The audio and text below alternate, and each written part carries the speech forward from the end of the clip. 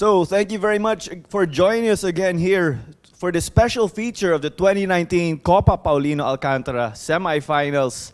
My name is Claro Manzano, and I'm joined by Marty Bautista right here.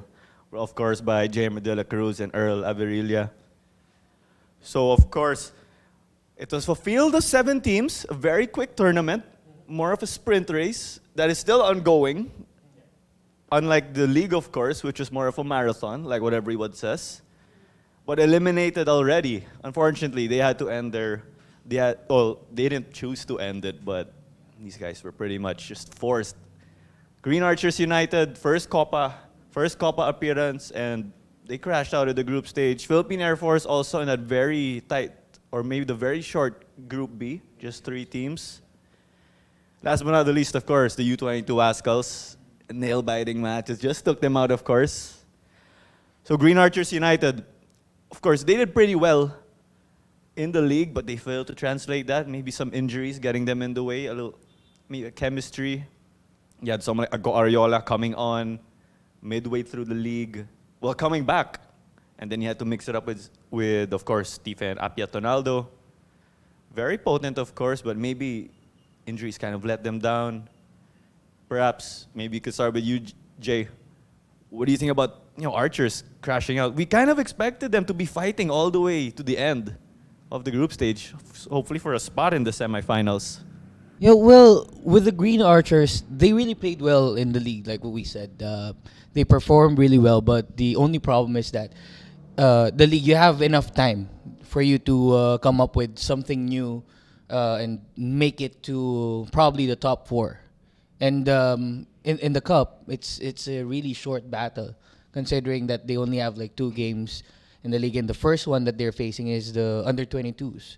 They're hungry to win because they wanted to show the people that, hey, we're preparing really well for the SEA Games, and we want you to see that we're going to win this game. That must have been the problem that Green Archers faced in their first group stage match, and then after that, everything went downhill for them, especially knowing as well that one of their key players, I think Paulo Bugas, was out for the entirety of the cup because of an injury in his knee. That's what I've actually spoken with him probably a game in Aboitis. Key injuries, what might have hit Green Archers, but it's something that we really can look forward to. This squad is really promising. Their return to the top flight is really promising, and probably next season they'll be battling it out for the semis. Earl, what did you see maybe with Philippine Air Force in this Copa campaign? With Philippine Air Force, this particular season has been an uphill climb for them, right from the league. I think their form with the league somehow translated into the cup, and just so happened that they weren't able to get the stops during the cup, and it's just a shame that they weren't able to progress into the knockout phase. But as Jamer has said already, that I think they're in the works. I'm looking forward to their next campaign because we know Philippine Air Force, they always play as if it's their last game. So props to them for their efforts, but all the best for next year. We shift to the other team that was eliminated. Perhaps you could talk us through that, Marty. The Philippines U22. They were in the driver's seat of that last game again, right? They were, they scored that goal, and we were tracking the standings live, and they were on top for a moment of the Group A table. What happened there, maybe? Well, we've covered the U22 games together, Claro. So, you know that the Ascos really was one of the teams everybody was looking forward to make it to the semifinals. And I believe they did have the chops to get it there. They were working so well offensively and defensively. And they're one of the few teams who actually utilize their left and right backs and incorporate them into the attack. So the confidence from such a young squad didn't even, it resonated into the pitch, and sometimes you would forget that they were even U22, really. I just think that there are moments where they lag. I mean, you're talking about the teams they're going up against. They have been playing since the beginning of June August. So they're warm and they know each other so well. They train with each other. And if you compare that with the Philippines U22, just like all national teams, you're taking different names, different faces from everywhere and putting them together into one team in such a short amount of time, trying to find the gel to make everything work cohesively. And I think that's also going to be one of the challenges they'll have, not just for the Copa, but for the incoming SEA Games. With regard to the under-22s, we've seen them leading over the likes of Ceres. They won against Green Archers, and they led 2-0 before that comeback coming from Mendiola. The only thing that's lacking for me as of the moment for the under-22 is how they close out games. They have the capacity to go for an all-out attack and get as much as 4 goals in the first half. They have the likes of Eric Galliantes, who's been playing all over the pitch. He's not a forward. He's not a midfielder. He's not a center back. He's a Mr. All-Around. You can see him getting the ball from the back, then leading the attack, making 1-2 passes with Chima in the middle, then using the wings. So they've utilized him really well in this Copa campaign. And with regard to closing out the games, I mean, Pintos is really a vocal goalkeeper at the back. He wants to let his teammates know that, hey, I need you back here. Exactly. Yeah, I need you back here. I want you to defend me. I want you to defend the goal with me. Not that I'm just defending the goal myself. So that's the only thing that they're lacking when it comes to their campaign in the Copa. If they have closed out the games as after they scored 2 goals over Mendiola, they could have died things down, used the ball in the middle of the pitch rather than attacking from the sides, then going for an all-out counterattack. If they have controlled that, probably they could give their semifinal opponents a problem or a headache. But nonetheless, what we saw from the U22 Ascals was very promising. Coach Ernie said that they're improving. He's pleased with what he's seeing. And the SEA Games are coming up. So it's really great that they got to have this build-up, playing against the most experienced players in the Philippines, maybe you could say. So, of course, we wish the U22 Ascals the best in their upcoming campaign. Winner goes to the finals. So 3 keys to victory, maybe. We could start with the defending Copa champs, Jay? Well, with Kaya, we've seen them work their midfield really well, with Alfred Ose and Marvin Angeles pairing up in the middle. If they will be able to control the midfield, they can utilize the possession that they have, and they can open up their strikers. If this game will feature, or if this semifinal game will feature their strikers, Jovin Bedic, Jordan Minta, and probably Daniel Roberts, if we can see them feature in this game, these guys have 30-plus goals amongst them. And if they can utilize that, if Noel Mercado can really utilize that, it will be a big factor heading into not just the semifinals, but also the finals. They can start dreaming about keeping the cup alive, or the cup alive for them. And another thing for them is that with the absence of the form, let's say, of Jordan Minta, up steps Jason Panhay, the X factor that they have. 2 goals, 1 assist in the cup. And those goals were really pivotal goals, especially the one against Stallion Laguna, where they draw first blood against a really tough competitor. Not only does he provide those goals, he does open up the spaces for any central forwards that they have. Say, for example, he's going to be paired up with Jordan Minta up front, or let's say Jovin Bedic. If he gets the ball from the midfield, he's going to attack you from the sides. He's going to attack you from the wings. Then either he's going to cross it, or he's just going to square the ball towards Jordan Minta. Bang. It's an easy goal if they can get that. The only thing that I'm worried about with Kaya FC-Iloilo is that whenever they get pressure from their opponents, regardless of who it is, let's say Mendiola or even Air Force, if they get the pressure from them, they start to rattle things out. So that's one thing that they have to prevent. What I can say about that is if they lose focus, they lose grasp of the cup. If they maintain that focus, they can start dreaming about their AFC Cup campaign. The most essential thing for them is to make sure that they don't lose the ball in near their goalkeeper, because that happens sometimes. I mean, football, it really happens. And most of the time, if that happens with Kaya, they're having hard time going back in defense. I mean, Masanari Mura's not getting younger. And however, they have a strong center back in Melo Tacosalme, Odi Menzi, who just featured as well in the Copa, a young one who can help Masanari Mura out in defending flashy players like Pafo Corsame, Ashley Flores. So if they will be able to maintain the composure that they have and that defensive line, probably they can just march into the final. For the league champs naman in Ceres, I think keys to victory first is to establish combinations up front. It's something they've consistently been doing day in and day out. So of course, they do that, they're gonna get their goals. Another thing, perhaps with Ceres, they're playing up against Mendiola. Mendiola can score against them. Similar with what everything you guys have said. So I think Ceres, they have to tighten up on the break. We've seen teams manage to pick up goals against them right there. So that might be that thing they just need to work on it, and I think they're gonna be very difficult to beat. Last but not the least, next man up for Ceres. One thing we've noticed again, they've been really rotating their players. We don't even know who's gonna start. They've been putting in people like James Younghusband, Barberan, Robles. So that's gonna make them really difficult to scout. But the thing is that you put the men in the ready. These guys aren't scared.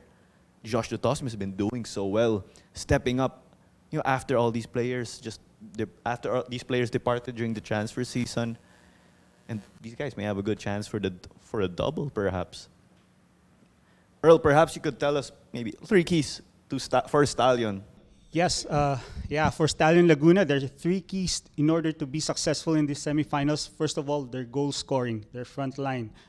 During the semifinals, or even during the first phase of the Copa, they weren't able to score from open play. Their goals came from 2 penalties and 1 free kick. So that has to be addressed in this semifinals. And particularly the onus will be on Abusi and Jesus Meliza. These 2 are the highest goal scorer tandem for Stallion. And I mean, Meliza has 11 goals in the previous campaign, and he has to really find the back of the net. Abusi also needs to score for his squad, and right now, during the Copa, he wasn't able to do that.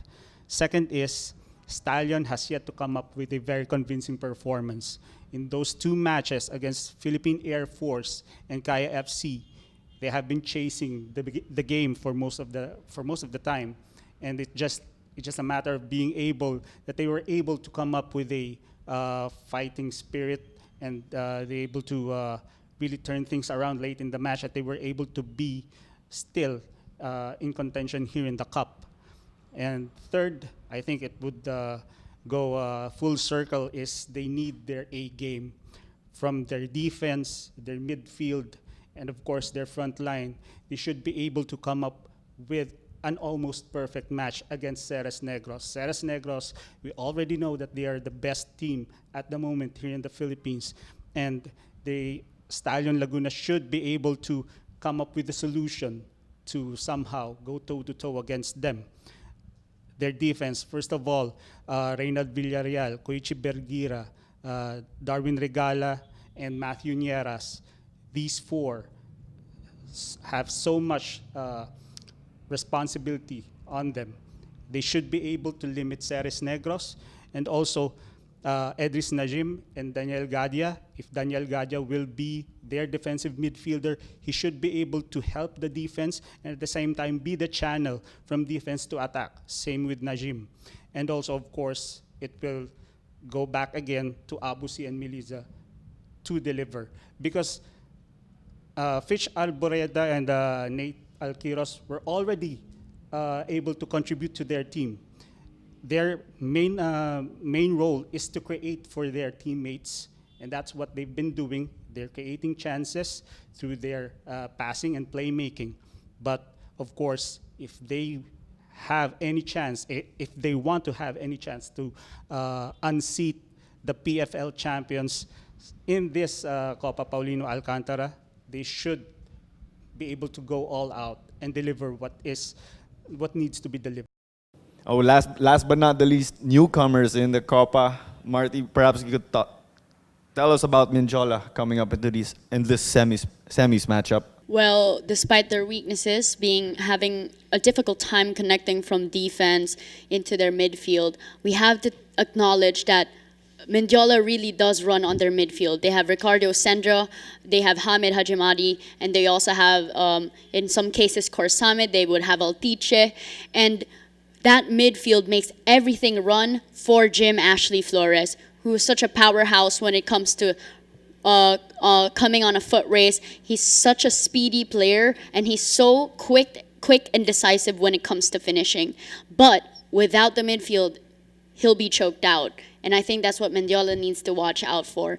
Hamid Hajimadi, I truly believe he will perform in this incoming semifinals match. He has been on a roll for Ceres, for Green Archers, and against the U22, and he's only getting hungrier to make it to the final. You know, I was able to talk to him personally, and he was telling me, I promise you, Marty, well, once we win against the U22, we're going to go against the final. We're going to go into the finals. And that's how confident he is with his team, with Mendiola FC. So, three things to note with Mendiola. They need to fix that connection from defense playing out and into the midfield, and also have an easy time being able to connect to Jim Ashley Flores, and then everything will flow out altogether. And maybe you could tell us quickly, semifinals predictions, your winners. One thing's for sure, I would really love to see Ceres come in. I know they're not taking this Copa seriously, but look how far they've come. I mean, Coach Risto has been rotating his players, and the players on rotation have been performing. Nobody has lagged in. So Ceres will be something to watch out for in the finals. I mean, my heart wants to say Kaya FC, but right now I'm really going for the underdogs and for the newbies. I'd like to see Mendiola come into the final and go up against Ceres and show us that great game they did in their last encounter. Sometimes I even think if they get another encounter, it'll be such a great game to watch live. Earl, could you tell us about your predictions, maybe? My predictions for Ceres versus Stallion, of course, even though it's gonna be a tough one, Stallion are gonna go all out. I think Ceres will be able to prove themselves a little bit more superior. They're gonna, the way I see it, I think they're gonna win by a single margin. So it's either probably Robert Mendy or Bienve Marañon who will be able to come up with that goal scoring, be able to find the back of the net, and probably a player from Stallion which will be able to convert a chance. But I think it's gonna be Ceres. The second one, Kaya versus Mendiola, I think that's the tough one because we've been talking about Kaya as the defending champions, but Mendiola, the way I see them, they're peaking right now. During the PFL season, I think it's a disappointment, especially the second half, because that's the time they got their three foreign players like Sol Endepe, Dini Watara, and Ricky Sendra. However, they weren't able to get the necessary results to come up with a much better finish in the season. But right now, the way they won in probably the group of death in this cup, I think I would see them as a slight favorite to proceed because I think they have that extra motivation to get the win. And it's going to be a tough one. It's going to be a tough one against Kaya. Kaya, of course, the defending champions, they won't relinquish their title that easily. But I'm feeling that Mendiola might be able to come up with something special to really get to the final. Dapat straight to the point to, ah. He better be, you had the most time to think, maybe. Well, with regards to first with Ceres, if all things will be clicking for Coach Ernie Nieres and Stallion Laguna, it will be a tough game for Ceres. Despite the fact that in any given day, despite of the squad that Ceres comes up with, they're the best in the league. They're the best in the country, like what Earl said. But if Coach Ernie Ñaras and his boys will be able to come up with their A game, I can see this going into extra time. But still, it will be a they can give Ceres-Negros a tough fight. However, at the end of the day, it might still be Ceres-Negros FC winning 3-2 after extra time. It will go. I'm really sure it's gonna go extra time if all things will be clicking for them. On the other hand, Kaya, Mendiola, all of you, or I mean both of you, Earl and Marty, you want to see the newcomers really spoil the defending champions. In myself, I want to see that as well. But knowing that Kaya FC has this gear in themselves, or it's their drive that they want another AFC Cup appearance. They want to prove that, yes, we might not have won the league. We might be second best than Ceres-Negros FC. But nevertheless, we're still one of the formidable clubs here in the country. So we might see them experiencing a little bit of a late drama, probably 2-0 or 2-1 full time, but we'll never know. Mendiola FC really has this motivation to go all the way to the final. They really want something out of this Copa Paulino Alcantara campaign, because Hamid Hajimari and Enrique Sendra, they're a little bit disappointed with their performance in the league.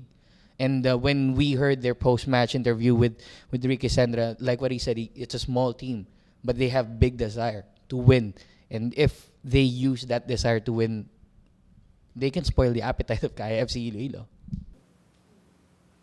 I think it's gonna be Ceres 2-goal lead over Stallion, 3-1.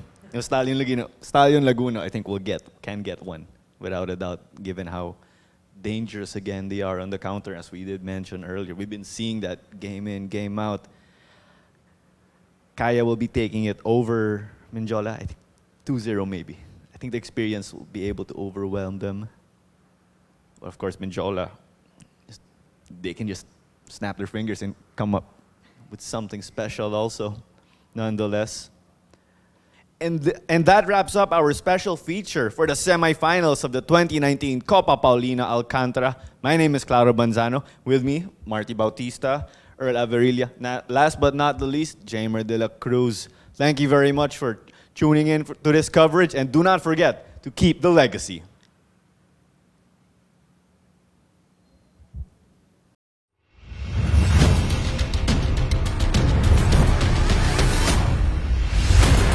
An opportunity here, and we've got our first goal of the match.